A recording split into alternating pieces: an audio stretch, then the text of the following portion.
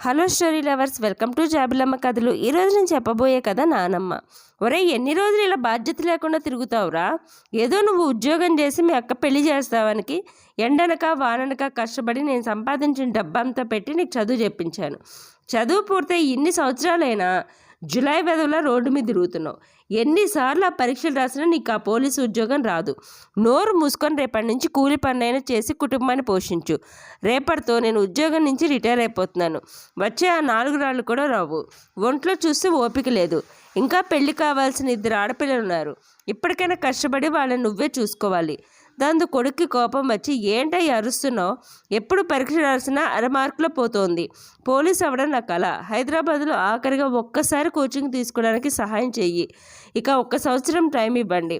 తర్వాత మీరు ఏం చెప్తే అది నేను వింటాను. ఆ మాటలకు తండ్రి, నా దగ్గర రూపాయి లేదు.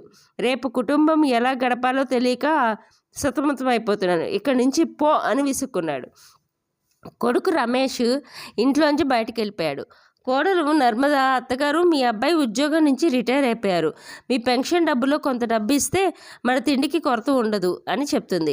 ఆ మాటలకు నానమ్మ, నా డబ్బులు అన్నా పైసా కూడా నేను ఇవ్వను, ఏం చేసుకుంటారో చేసుకోండి అని ఒక పక్కకు తిరిగి పడుకుంటుంది. దాంతో కొడుకు కోడలికి చాలా కోపం వస్తుంది. కొడుకు కూలి పనికి వెళ్తాడు. ఆ దాచిన డబ్బంతా నానమ్మ నిరాశతో తిరిగి వచ్చిన మనవడికి తన డబ్బంతా మనవడికి ఇవ్వాలని అనుకుంటుంది. నిరాశతో తిరిగి వచ్చి మనవడి నానమ్మ దగ్గర కూర్చొని, మా నానమ్మ రేపటి నుంచి కూలి పనికి వెళ్తాను నానమ్మ అన్న మాటలకి మనవడిని దగ్గరగా తీసుకొని తను దాచుకున్న డబ్బు ఇచ్చి, వెళ్ళి కోచింగ్ తీసుకొని ఈ సంవత్సరం కష్టపడి నాన్న, నువ్వు పోలీస్ అవడం మీ తాతగారి కల అని చెప్తుంది. తన దగ్గరున్న ఒక పాత సంచి ఇస్తుంది. దానిలో నుంచి కట్టల డబ్బు. ఏదో చిల్లర దాచుకుందిలే అనుకున్న మనవడు ఆ కట్టల డబ్బు చూసి అదిరిపడతాడు. నానమ్మ కాళ్ళకి దండం పెట్టి హైదరాబాద్ వెళ్ళి కోచింగ్ తీసుకొని చాలా కష్టపడి చదువుతాడు. చివరికి అతని కోరిక నెరవేరుతుంది. పోలీస్ ఆఫీసర్గా ఇంటికి తిరిగి వస్తాడు.